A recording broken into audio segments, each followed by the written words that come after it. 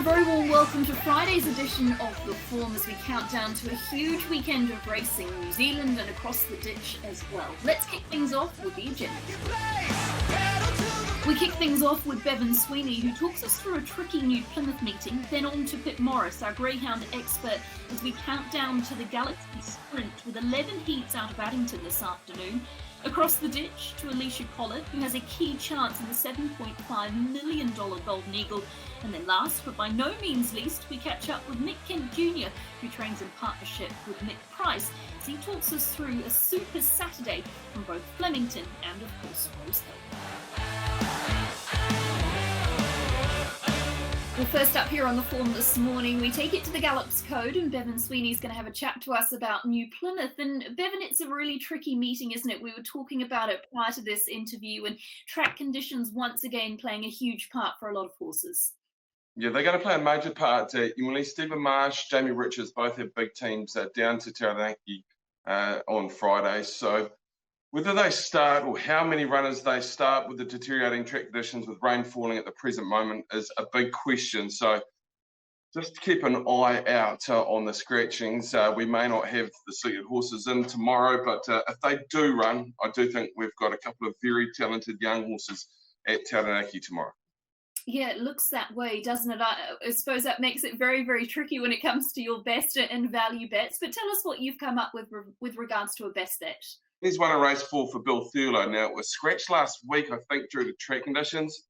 So it's up in the air whether it runs again tomorrow, but it's still in the Guineas. It's a horse called And We Dance, the filly by Rote. If you get the opportunity, go back and watch its debut performance at Hastings. It was incredible. It was in a 2-year-old and up maiden. It was a 2-year-old against the older horses. Could not win. It was back in all sorts of trouble at the top of the straight at Hastings. Somehow it got up and won. It beat a nice horse and Express Desire on that occasion. There was 2 other nice horses in that particular race. Now, I thought it was sold to Australia for an absolute fortune. Clearly, there has been an issue, whether it vet or the money not coming through.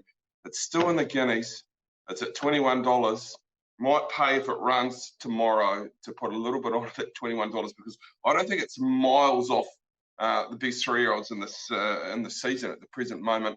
It'll struggle to get the record in running Friday and then down to the South Island, but it's a sneaky It really is a smart horse, the filly by Rote, And We Danced. Awesome stuff, Bevan. Love your work. Thanks for your time and enjoy that New Plymouth meeting. Thank you.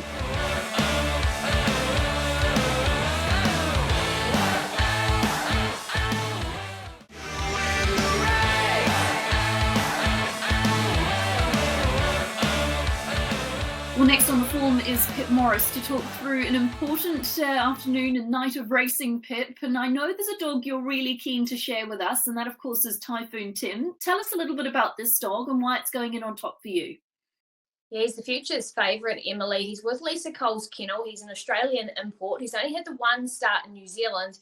That was up at Cambridge. Now, he was picked up late by a dog called Apawa Phil, who's absolutely flying at the moment. He's a short course sprinter, so the 295 metres at Addington, I believe, is going to suit him down to the T. And the key thing is, we say it all the time in sprint racing, box speed's gold. He's got this in spades. He leads. He holds the track record, actually, at Dapto with a 16.66. He actually broke his own track record, and that was over the 297 metres. So the 295 should suit him down to the T. And I'm going to go against my words where I said I know it's hard to take a dog at $4 in the futures around like It's a Blaze yesterday, but I believe with him I'd take the $4. He's paying $1.40 to win his heat. There is 11 heats, so you need to either be the fastest first 2 past the post and then the fastest 10 third. So he's only just got to not be the slowest third. I think he'll be better for the look at the track after that. And I just think with that pace, I probably would be taking the $4 around him. Very, very nice dog. Awesome stuff. And I know there's a couple of others there that you are keen to share with us as well. Tell me about some of those that maybe are paying a little bit more value. Another one for Lisa Cole's kennel is a dog called Big Time Prada. She comes up in heat number 1. She had 12 starts. She's won 10 of them. She's another real speedster. Not saying she can definitely win this race because she's just having a first look at the track, but again, I think she can make her way through. She looks like she's in a winnable heat. She's around 420 in her heat, which I think is a really good price to spec. And in the futures market, she's at really long odds. She's around 12s for a place. So, look, I think the way you could play it is possibly the place market for the futures. There's another one a little later on called Portelli Punk. Now, he was with Kelly Gommans up here, up in the Central Districts. He's gone down with Callum Ware for these heats, and all reports are he's trialling really well. He went around a 17-17 first look at the track. So he's 350 to take out his heat. I think that's really good money. I'd be taking that knowing he's had a look at the track. And he's $81 to take it out, but he's around 21s for top three. And I just thought you could have a little spec on it, and a runner like him go through that top three market because there's some really nice prices in there. Awesome stuff. Loving your work. You've got a great spread for us there, Pip. Enjoy the meeting. Sounds like it's going to be a ripper. Certainly will be, Emily. Thanks.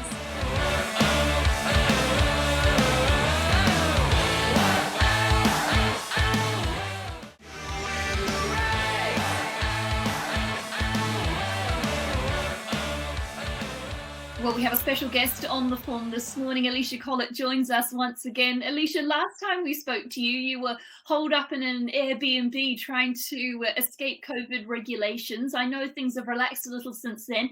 Have you been able to get back home? Yes, I have. So since the last time we spoke, which I think was about 3 weeks ago, New South Wales opened up the LGAs, which is really great. And we've been able to go back home. So we're back in Clovelly now, which is really nice. The beach is about 200 metres away. So I'm a happy camper again. Also, I think on Monday we have at the moment, we're still in restrictions with Racing New South Wales just until the Golden Eagle is over. And I think on Monday we can go back to normal. The regions that we were riding in, they won't be there in place anymore. And we're able to go to bars and restaurants and things like that. So it's going to be great when all that happens on Monday too. You've got a really good book of rides on Saturday, including Maximal in the $7.5 million Golden Eagle. Tell us how this ride came about. Look, it was a really unfortunate situation for Sam Clipperton. He was out in the paddock and he got kicked by one of his horses. It was a funny old situation because one of the horses that I was meant to be riding in the race, the sort of wheels fell off and it ended up not going there. And I trialled one of Hayes's on the Thursday at Rose Hill, and I just said to my manager, look, we'll just wait. Exo Boom's going around Saturday. If it gets enough rating points, if it wins, it'll make the field. Just sort of had these options, and I just said, we'll just wait. We've waited this long now. We'll keep waiting. And fortunate enough, well, for me anyway, that this ride popped up. It just was a case of waiting until the last minute, until the acceptances, and to hear what sort of situation Sam was in, because Sam really wanted to ride with his broken jaw still, but obviously they didn't give him clearance. They wouldn't allow it, and he's now got 4 weeks off. So it's sort of come into my presence. Wasn't the happiest when I saw them draw the barrier 22, but that's okay. He's a phenomenal horse. He's come second to multiple Derby winners and, you know, his Group 1 form in every race that he's run in. So he's a really nice horse. Watching a few replays of him, he's got a beautiful action, and I am looking forward to riding him on Saturday. It's super exciting, isn't it? As you said, their first chance to see him in Australia. What about his racing pattern? How is that going to transfer to Australia?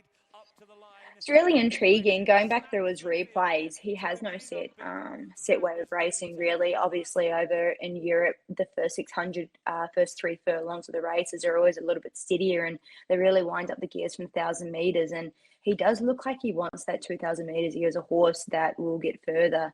So it's going to be interesting what sort of tactics we have to apply from 18 out of 18 on Saturday. But knowing John, I'll go through the race in depth as well. And knowing John, he'll come up with a magical plan like he always does. And it'll be interesting. I think he'll be strong late. I'm not, I'm going to lie about that. I think he's going to be the stronger the further he gets. And with that obviously being a late pickup ride, have you had the opportunity to have a sit on him in track work? No, so with the restrictions we're in, we're not allowed to ride track work, which is a little bit disappointing because towards all these feature races, we haven't been able to hop on the horses unless we've previously ridden them. So I'll be going in like the rest of us, not having ridden the horse before. I did watch a piece of work that was from the quarantine station at Canterbury the other day. He did do a jump out, and I did watch that piece of work the other day, and it was good to the eye. Yeah, good stuff. And what's the pressure like for you? $7.5 million race that for us here in New Zealand is just a mind-blowing amount. What about for you? What is the build-up any different with a race of that sort of size?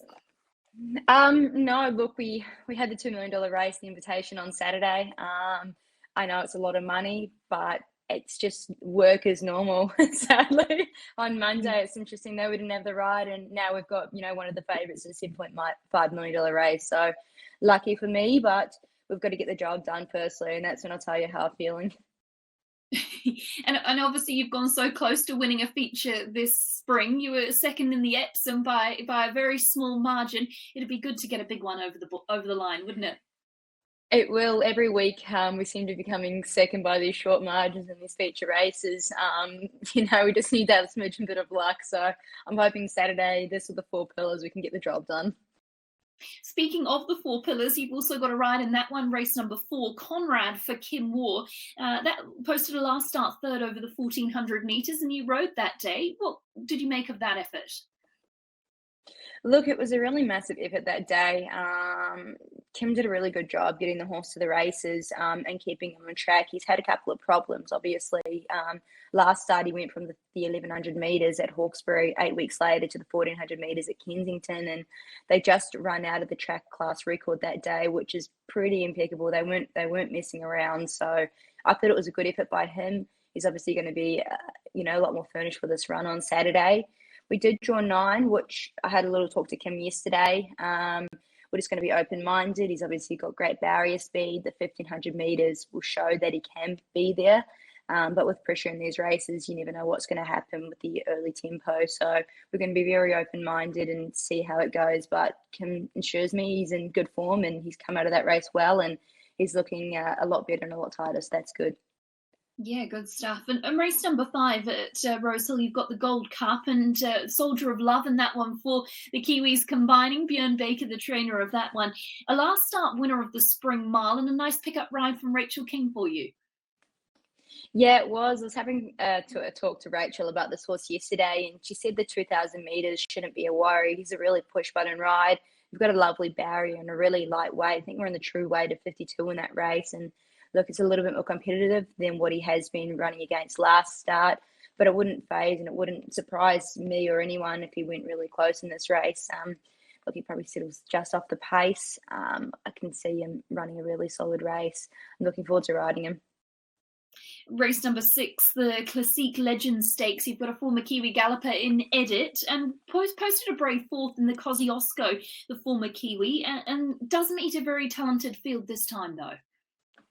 Yeah, it was a great run in the Kosciuszko. But look, you've met an elite field here. Half of these runners have just come out of the Everest. It's going to be a really hard run, obviously 1,200 metres as well with Eduardo in the race. But it's a really good incentive also. Half of these Everest horses, they get 750,000 on top of, if they do win the race. So that's why they do push forward to this race. But look, it's a really competitive race. We'll see what happens. Be really good to talk to Cody about the horse and see how he is. I think he won't under surprise. I think he'll do a good job. Yeah, and you've got another nice draw to play with as well. That gives you a few options. It does. It does. It's going to put you in a nice enough position just in behind the pace, so you're not going to be covering too much ground, and you're probably going to be saving as much ground as possible. And then the last race, race number 10, Karma Zone, in a fresh up state this time. What do you know about this one? Last campaign, we went back-to-back wins on this horse. He'd really come into his own, and I rode him at the trials the other day at Hawkesbury, and I just was shocked about how strong he's come back this campaign. He looks really well, and his trial on the clock was really good. Look, the 1,300 metres could be a little bit short for him, but I wouldn't be surprised if you see him running into some of the minors, and he's probably won in his next 2 or 3 starts when he gets up to those midway races, which is great for these midway trainers. It gives an opportunity to win some good money. So I think when he gets to that mile and the 1,800 metres in the midways, you'll be seeing him going closer too. Awesome stuff. Thanks, Alicia. If you had to wrap up with your best winning chance on Saturday, put you on the spot, what would it be? I'm going to say the horse in the big race, Maximal. He's just an absolute athlete. He's elite company, so I'm just really hoping that we get the job done. Yeah, well, I'm sure we'll be hoping for that here too. And I know your mum and dad and Tash will be watching on from New Zealand. And best of luck to you in the future. Perfect. Thank you.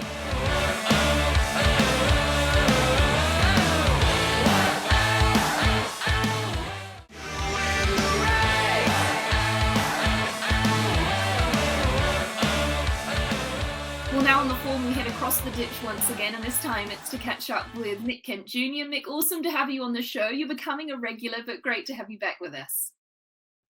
Yeah, hi, Emily. Thanks for having me. We love New Zealand, and so hopefully I can share some punting advice with all the public over there. And we're hoping that some of your New Zealand breds can get up and win, of which there are plenty on Saturday at Flemington. As we know, it's Super Saturday, fabulous racing.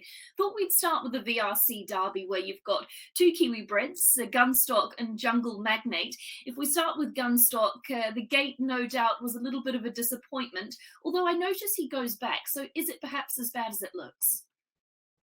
Yeah, exactly. It's 2,500 metres. I think it's better than drawing inside. You know, he's a big striding horse that likes to build momentum, and it'll force our hand. We'll just come back on him. Hopefully he's in front of 4 or 5 and not dead last. The race is often won by horses that are in that second wave as they enter the straight, and he'll be charging home late. I guess the Derby has always been your focus right the way through. Has the prep gone exactly how you want? Are you really happy with where he's at? Yeah, it actually has. For a change, it's nice when things work out. He's a real stayer. We went to mile first up, won the maiden, then he went 18. He won the lead up to 2,000 metres, and 2 weeks into the Derby is perfect for him. He's dying for Flemington 2,500. You know, he's a big horse. He can be a little bit wayward, but you see how strong he was through the line last start over 2,000. And I just hope things work out for him in that mid race so he can sort of track up without doing much work and hopefully not be too far off them entering the straight. You've got the man of the moment on board as well in Jai McNeil, who went where angels dare to fly on I'm Thunderstruck. So no doubt you're hoping he can do the same on Gunstock. Yeah. So Jai's a big part of our team.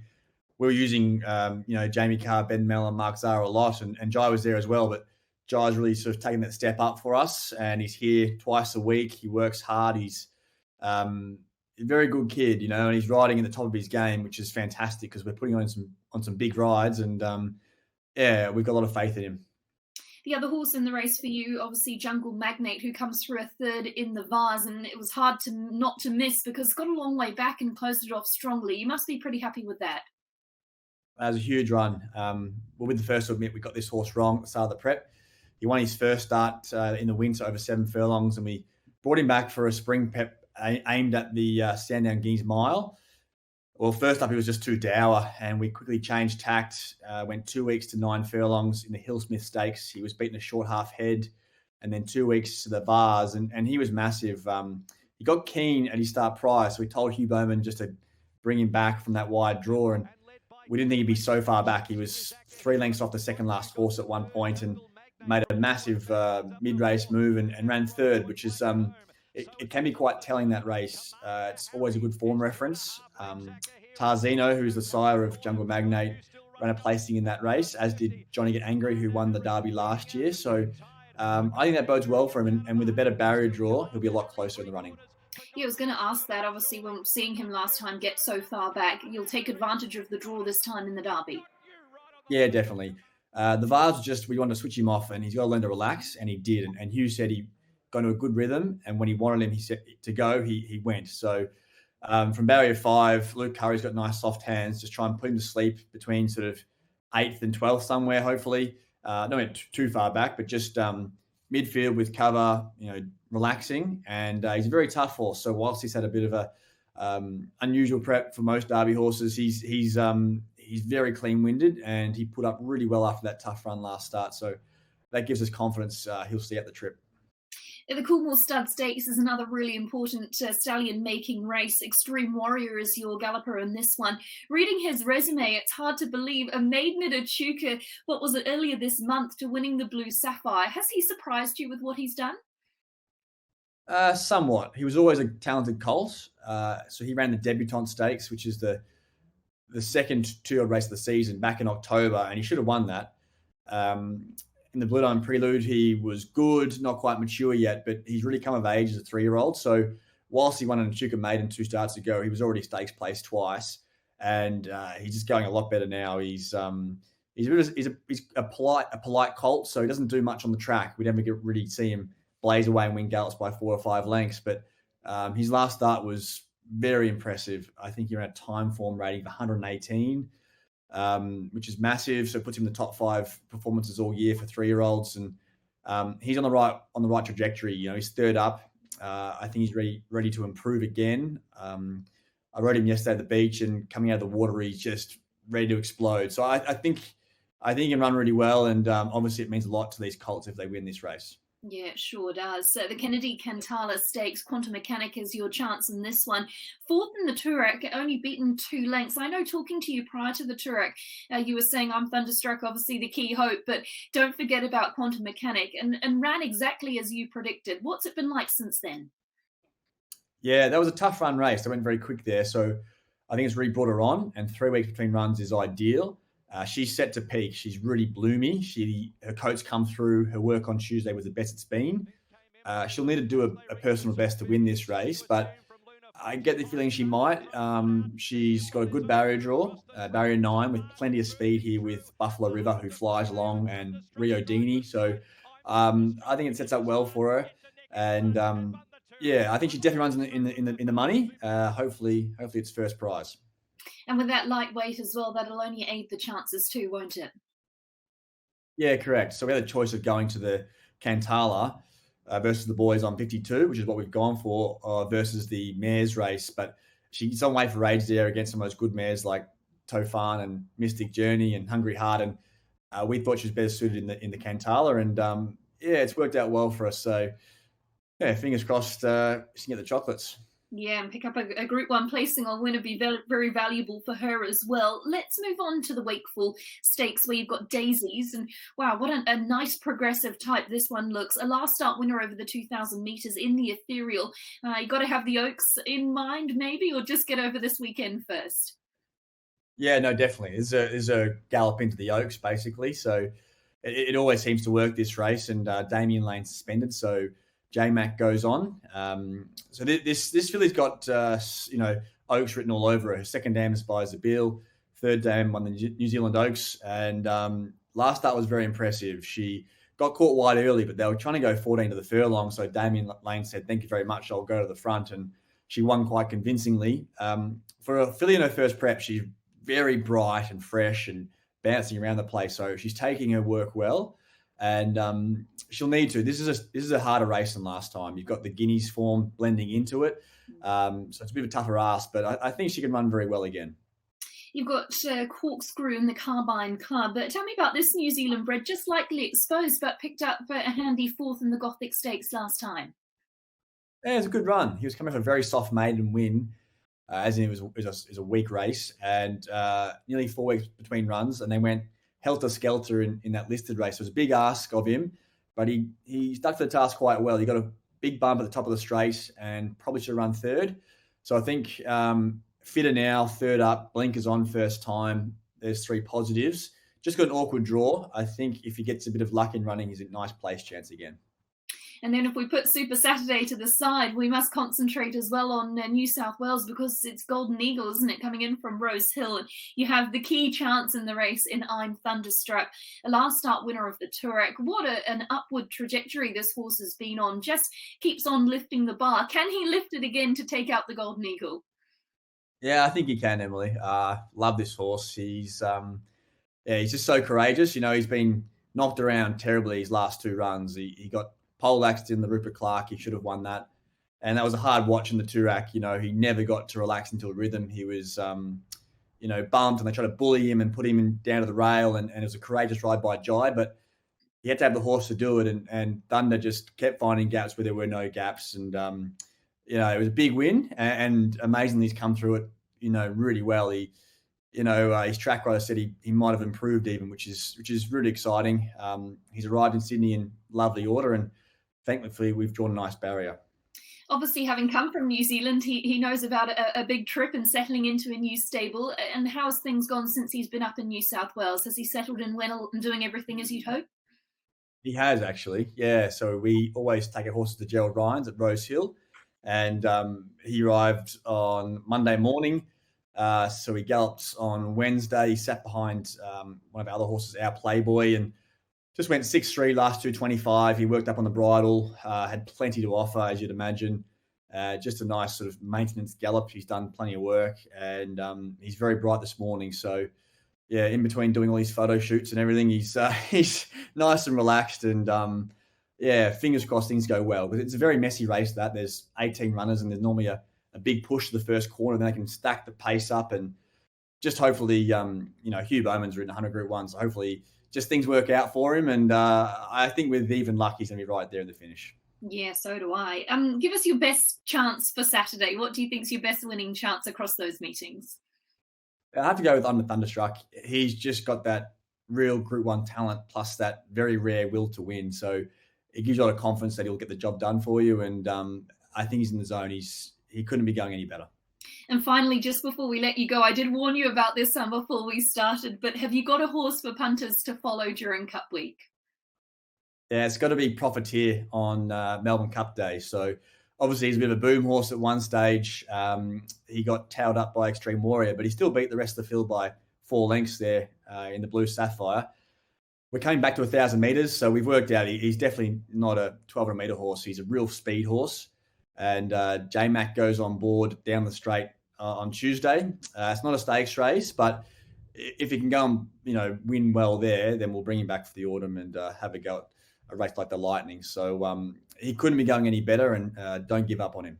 Awesome stuff. Thanks so much for your time, and best of luck with all of those horses, and go the Kiwi Breds on Saturday. That's it. Thank you.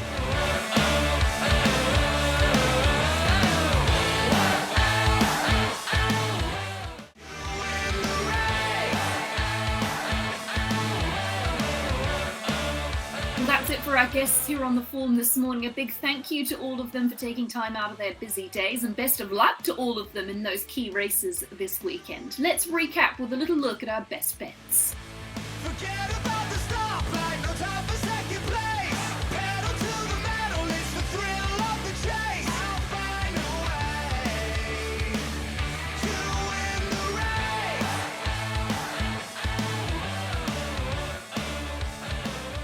Well, that's it from us here on The Form this morning. Hopefully you've enjoyed the show. Aidan Rodley will be back with you for Saturday's edition, where we preview a massive day from both Flemington and Rose Hill.